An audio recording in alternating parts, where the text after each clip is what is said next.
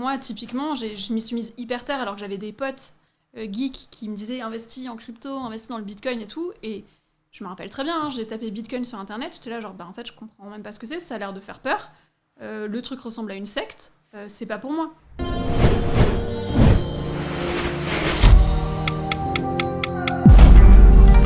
Ma motivation la plus forte dans ma vie, c'est que les gens ils osent réaliser leurs rêves. Je veux déclencher une révolution en remettant la méritocratie au cœur de notre société. Donc, si tu as envie de faire changer les choses, je pense que ça doit passer par l'entrepreneuriat. Quoi que tu dises, quelle que soit la phrase que tu dis, il y a un mec qui n'est pas d'accord. Salut les amis, on se retrouve pour une nouvelle interview. J'ai aujourd'hui la chance d'accueillir Caroline Jurado. Salut Caroline. Salut. Ça fait très plaisir de te recevoir parce que je suis de ton contenu depuis pas mal de temps. Et donc, du coup, tu as monté la newsletter Les Cryptos de Caro et ça fait une espèce d'univers, on va dire, contenu. Moi, j'ai vraiment une première question à la base, c'est est-ce qu'aujourd'hui les réseaux sociaux, c'est indispensable quand on se lance sur ce genre de sujet ? Si on veut grossir, j'ai envie de te dire que oui. Enfin, moi, je fais mon acquisition et mon travail à 80% sur les réseaux sociaux, donc ça me semble être indispensable, ouais. Tu pourrais pas le faire sans ? Je vois pas comment, non. Okay. Non. C'est intéressant parce que moi, tout le monde le sait, très fan des réseaux sociaux sur plein de trucs. Et je suis toujours intéressé de voir que ça a amené aussi d'autres mouvements, comme la crypto aussi. D'ailleurs, tu t'es mis même un peu plus tard par rapport à des hashers. Largement plus tard. Ça fait quoi, 2 ans et demi que j'ai investi, mais ça fait 1 an et demi que j'ai créé les Cryptos de Caro. Donc, si j'ai bien compris, tu avais monté une boîte de RH, tu avais monté une boîte de sales. Oui. Pourquoi être allé sur la crypto ? Ouais, mais en fait, j'avais monté une boîte de RH que j'ai revendue, un logiciel RH, c'était chiant. Ça a l'air. Oui, voilà, que j'ai revendu. J'ai bossé 2 ans chez mon acquéreur, donc c'était même sujet. Concrètement, ça m'a fait 5 ans de boîte RH. Et après ça, j'ai quitté, mais je savais pas du tout ce que je voulais faire. Mais j'étais une très bonne vendeuse. Précédemment, j'étais head of sales chez mon acquéreur, donc j'ai monté une boîte de sales, formation commerciale, histoire de capitaliser sur ce que j'avais tant que je l'avais. Et je savais juste pas quoi faire. C'est pour m'amuser que j'ai lancé le truc sur les cryptos. Genre clairement, le compte TikTok, c'est par là que ça a commencé. J'ai jamais pensé que je monétiserais un truc à partir de là. Ouais, et pourtant, c'est arrivé au moment où il y a eu aussi un grand boom. Est-ce que tu vois aussi une variation peut-être de l'intérêt qu'ont les gens pour la crypto en fonction de si le marché est haussier ou baissier ? J'ai pas énormément de recul parce que quand j'ai commencé, on était dans un marché très haussier. Donc j'ai une croissance qui était très grande et qui était principalement liée à ça. Et depuis que le marché est bas, effectivement, j'ai moins d'abonnés. Mais il faudrait que j'attende de voir si ça remonte quand le marché remonte pour voir si c'est vraiment lié à ça. Voir si c'est vraiment lié, ouais. Pourquoi on s'y connaît si peu sur la crypto-monnaie alors que ça fait quand même, là ça fait et 2017 et 2021, 2 événements qui ont vraiment mis des coups de projecteur, on va dire même nationaux, internationaux sur le sujet. Ouais. Pourquoi ça a quand même autant de mal à percer alors que ça, en tout cas dans ma perspective, ça paraît clair que ça va vraiment changer une partie entière de notre économie. Ouais, mais peut-être parce que toi, t'as un petit côté un peu geek qui fait que un peu. Tu vois, qui fait que t'es pas du tout inquiété par ce genre de sujet et que tu vas pas te sentir... En fait, t'es clairement la cible. Donc ce sujet-là t'intéresse et tu vas creuser dessus et ça te fait pas peur de pas comprendre tous les éléments et au bout d'un moment, tu comprends. Alors que la grande majorité des gens, surtout moi, les gens très mainstream, tu vois, ceux qui écoutaient les Spice Girls quand ils étaient jeunes, tu vois, un peu ça. J'ai pas écouté les Spice Girls. Voilà. Et ça leur fait peur. Moi, typiquement, je m'y suis mise hyper tard alors que j'avais des potes geeks qui me disaient investis en crypto, investis dans le bitcoin et tout. Et je me rappelle très bien, j'ai tapé bitcoin sur internet, j'étais là genre, en fait, je comprends même pas ce que c'est, ça a l'air de faire peur. Le truc ressemble à une secte, c'est pas pour moi. Et donc, je pense qu'il y a une grande majorité des gens qui en sont encore à ce stade-là et que les vulgarisateurs sont globalement... assez mauvais, assez, disons, très technique encore. C'est ça que j'ai l'impression que tu as apporté aussi sur le marché. Moi, en gros, c'était mon constat de base et c'était mon positionnement. C'était 6 mois qui suis quand même... j'ai quand même réussi à monter une startup tech. Je suis pas conne, quoi. Si j'ai pas voulu y aller parce que ça me faisait peur, il y a un moment, c'est parce que j'arrivais pas à trouver du contenu qui m'expliquait simplement ce que c'était sans me faire me sentir bête. Et donc, j'ai trouvé qu'il y avait un positionnement à prendre à ce sujet-là, et c'est pour ça que moi je me suis mise sur le créneau, quoi. Et puis en plus je vois que ça grossit aussi en termes d'écosystème, et j'ai vu une phrase très récente, je pourrais plus te dire de qui, mais que je trouvais très intéressante en disant en fait la blockchain ça arrivera à maturité le jour où on construira des systèmes dont on ne sait même pas que c'est régi par la blockchain. Oui. Parce que c'est comme Internet, quoi. Comme le Wi-Fi.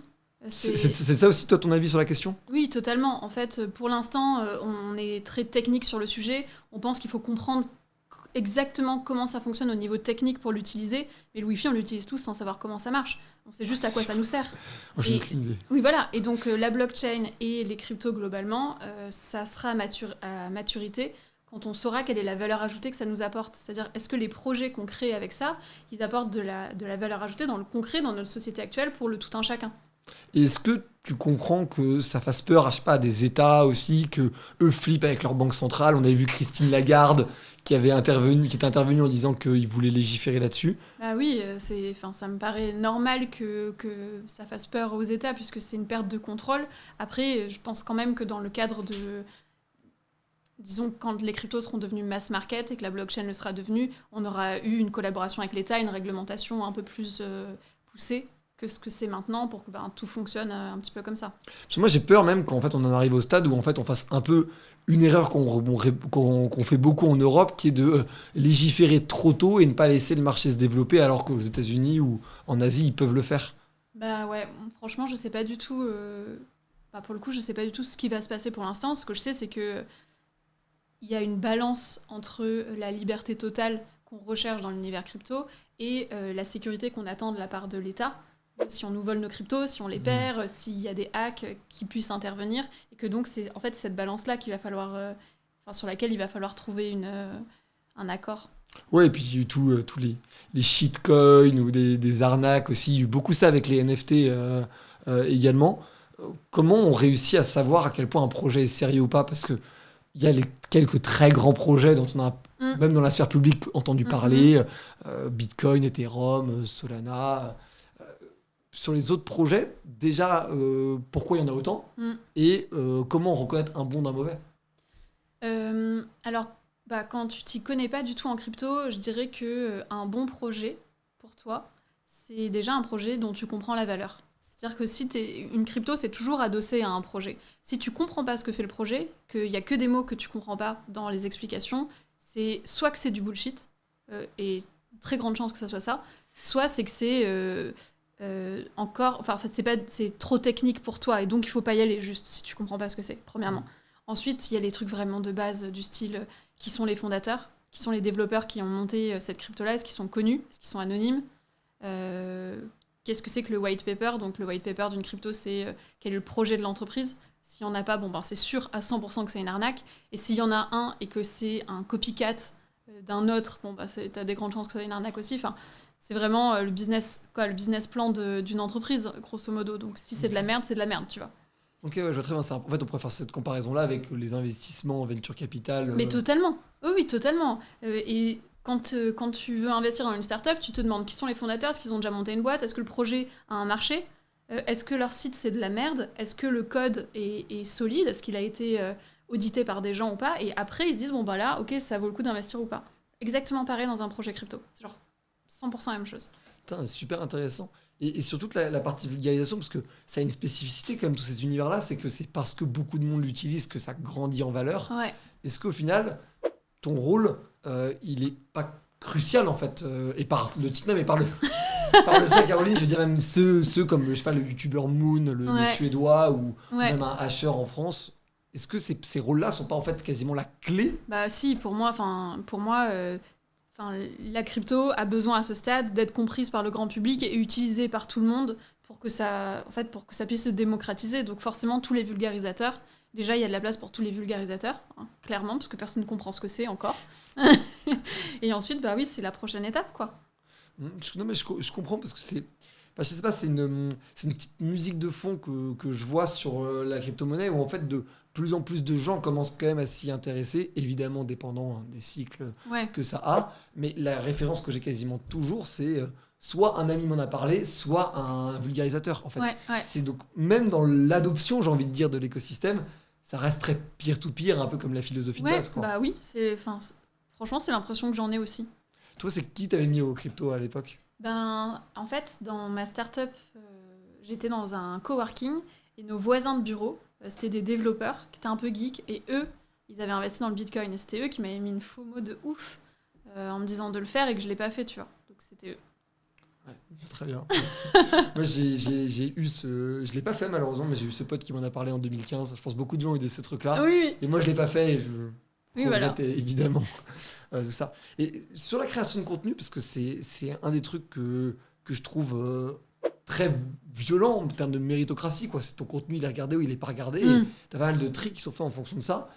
Qu'est-ce qui fait un bon ou un mauvais contenu sur la crypto, sur les finances perso, enfin, qu'est-ce qui, toi, même en tant que, à la base, même consommatrice, Ouais. tu vas être intéressé sur des contenus finance, business, crypto? Et tu parles de contenu sur quel type de support J'ai sur envie quel de dire média? hors YouTube, qui est pour moi un Donc, game. mes vidéos, écrits. Exact. Vidéo et écrit, mais surtout court, on va dire. Un peu Les snack contenus content, tu vois. courts. Ben, Donc hors newsletter YouTube, potentiellement. ouais, donc sur les contenus courts. En fait, je trouve que les contenus courts sont vraiment les plus compliqués parce que c'est un sujet qui est hyper technique et tu peux pas rentrer dans... En fait, tu peux pas rentrer dans les détails dans un contenu court. Donc la seule chose que tu peux faire, c'est soit raconter une anecdote qui va parler aux gens pour les inciter à s'intéresser à ce sujet et les convertir ailleurs, soit expliquer un détail d'un détail d'un détail. Tu vois, genre vraiment un truc le plus simple possible. T'as un exemple d'anecdote Qu'est-ce que je vais raconter comme anecdote? Ce matin, je faisais des recherches pour un article crypto et je suis tombée sur un article où le titre c'était genre la crypto, je sais pas quoi. L'image de couverture de l'article c'était une voiture de luxe et le premier truc c'était je t'écris cet article depuis ma piscine à débordement à Dubaï. Et j'étais là genre ah quel enfer. Et tout de suite j'ai pris un screenshot de ce truc là et j'ai fait un contenu dessus en disant le pire que tu peux trouver en termes de contenu crypto c'est ça. En gros c'est typiquement une anecdote que tu peux partager sur du contenu très court, mais tu vois, ça va pas très loin. En fait. Ouais, mais tu t'appuies sur ce qui se passe pour t'opposer ou à l'inverse valider le truc. Ouais. Et beaucoup ça d'ailleurs, je trouve, dans les réseaux sociaux. C'est Bastien Pélissier, je sais pas si ça te parle, si, qui avait fait une super vidéo là-dessus en disant que une manière très facile de créer de la viralité, c'est de s'opposer, en fait, tout simplement. Et, mais je sais pas, je trouve dans les audiences business, c'est plus compliqué de le faire parce qu'il n'y a pas non plus tant que ça de guerre de chapelle. Ouais. Il y a quelques valeurs, mais globalement, le maître mot, ça reste quand même la rentabilité et les finances. Mais d'ailleurs, faut-il moraliser même les cryptos ou l'investissement perso? Parce qu'il y a aussi des questions de l'AMF sur est-ce que ce que toi tu fais, mais d'ailleurs d'autres, ça tombe sous le coup en fait, de conseils en investissement ou pas. Comment toi tu te positionnes par rapport à ça? Moi, je donne pas de conseils en investissement. Pour le coup, je l'écris vraiment partout. Parce que je veux certainement pas, mais surtout pas prendre la responsabilité de l'investissement de quelqu'un. Je me positionne vraiment beaucoup plus comme de la démocratisation, l'explication de concepts, l'explication de projets. Par contre, c'est sûr que je vais me faire certifier par l'AMF à un moment, parce que je dérange beaucoup de monde par ma présence, et beaucoup de monde qui sont déjà certifiés et qui du coup, conteste ce que tu fais par rapport à ça. Exactement. Alors que pour le coup, mon positionnement est hyper clair sur la question. À aucun moment, je souhaite donner des conseils en investissement. Après, tout le monde l'écrit partout.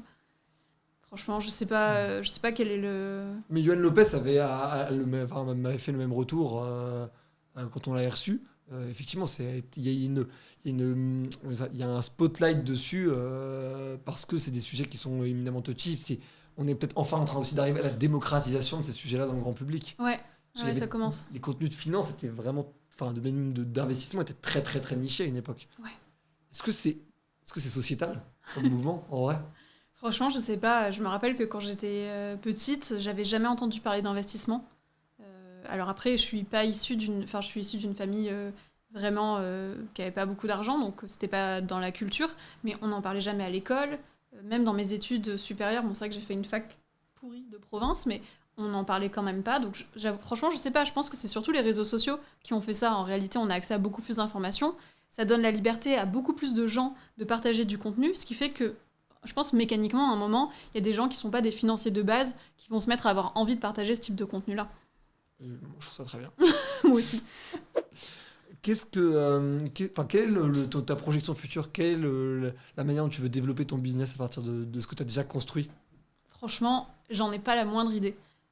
Pour l'instant, j'utilise TikTok pour faire l'acquisition. Mon produit central, c'est la newsletter, qui est gratuite. Et j'ai aussi un supplément payant. Ouais, voilà, ça c'est mon produit central. Je fais vraiment TikTok pour de l'acquisition, Instagram beaucoup pour de la rétention. LinkedIn pour de la reconnaissance plutôt sur le côté entrepreneurial. Et je suis en train de développer YouTube. J'ai un podcast qui sort là le 12 septembre. J'ai un épisode par jour jusqu'à la fin de l'année qui sort. Ah, c'est fort. Ouais, je suis contente. T'as coffré. Mais après, tu vois, si j'ai sorti un bouquin, j'en ai un deuxième qui est en cours d'écriture là. Franchement, je sais pas. Je pense que l'opportunité, peut-être, ça sera Twitch.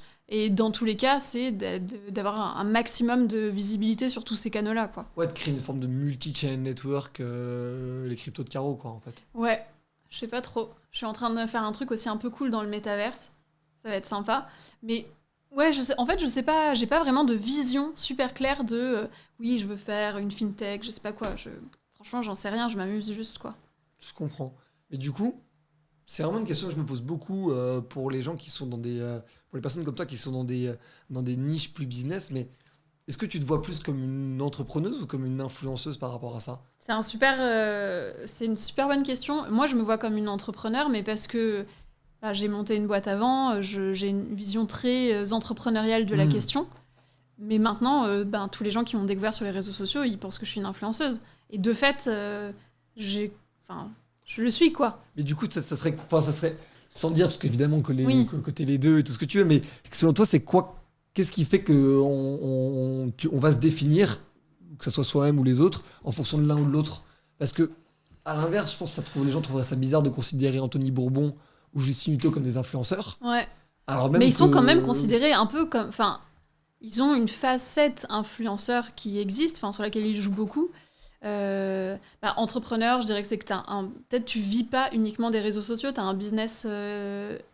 Qui dépend pas de ça ? Ouais. C'est ça ? Enfin, je sais pas si c'est qui dépend pas de ça, non, mais non, je sais. Ça y est, j'ai trouvé. Je dirais qu'entrepreneur, c'est quand tu utilises les réseaux sociaux pour faire de l'acquisition sur ton business. Alors que influenceur, tu utilises les réseaux sociaux comme produit final. Ok. Je dirais ça. Oui, donc en fait, le contenu, réseaux sociaux, le produit final. Ouais. Ok. Intéressant. Mais du coup, ça soulève la question de ce que je suis moi. Parce que c'est vrai que j'utilise certains réseaux sociaux que pour de l'acquisition et d'autres en contenu final. Genre Instagram, par exemple, je fais vraiment pour de la rétention, donc c'est que du contenu final. Peu importe, mais... Non, mais c'est une question que nous, on se pose même nous en interne avec Jules, Anto et Sixtine, parce que on a nous-mêmes, du coup, le crayon, notre boîte et nos propres comptes à côté. Et parfois, on fait plus trop la diff entre l'un et l'autre. Non, c'est une vraie question. Et c'est les deux dernières questions qu'on pose à tous les gens que je reçois ici. Quelle personne, toi, t'aimerais voir dans ce genre d'interview ? Quelle personne n'entend peut-être pas assez ? Qui est-ce qu'on n'entend pas assez ? Alors, attends, je vais te dire une femme. Très bonne idée. Voilà. Qui est-ce que j'entends pas assez comme femme ? Vous l'avez interviewée, Maud Alaves ? Non, on n'a pas interviewé Maud, effectivement. J'ai jamais rencontré d'ailleurs. Ok, moi j'adore ce qu'elle fait. Et je dis pas ça parce que c'est une pote.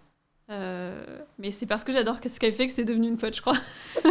Non, mais je tombe sur beaucoup de posts LinkedIn et... Mais je crois pas qu'on n'entende pas trop parler d'elle. Enfin, je veux dire, quelqu'un qu'on n'entend pas assez, on l'entend. Mais... Si, parce que pour le coup, moi, j'ai jamais vu d'interview d'elle. Okay.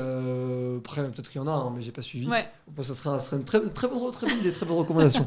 Je vais faire ça. Et est-ce que tu as une phrase, une slide, une citation de toi ou de quelqu'un d'autre qui te porte un peu, qui est une forme de mantra, un truc qui symbolise peut-être une philosophie, tu vois ? Oui, alors c'est Aline de The Bee Boost qui a dit ça il y a pas très longtemps dans une de ses stories. J'adore ce qu'elle fait de toute façon. Et elle disait « fait est mieux que parfait ». Je trouve que c'est tellement vrai. Enfin, moi, je passe mon temps à faire des trucs et c'est un peu de la merde plein de fois. Mais de fait, je fais tout le temps des trucs. Donc ça fait bouger les choses et ça fait grandir les choses. J'ai l'impression qu'il y a une prime énorme à cette mentalité dans notre société. Ouais, j'ai l'impression aussi. Je m'identifie totalement à cette phrase aussi, parce que je suis pas du tout un perfectionniste, comme ce qui est un peu la tare de beaucoup de monde apparemment. Ouais. Et en fait, ça va beaucoup plus vite. Ouais. Oui, totalement. Moi, je suis pas non plus perfectionniste. Merci Caro. Et merci beaucoup à vous de nous avoir suivis. On se retrouve très bientôt sur la chaîne pour de nouvelles interviews et de nouvelles vidéos. Et puis merci d'avoir regardé jusqu'au bout. On se revoit très vite. Ciao.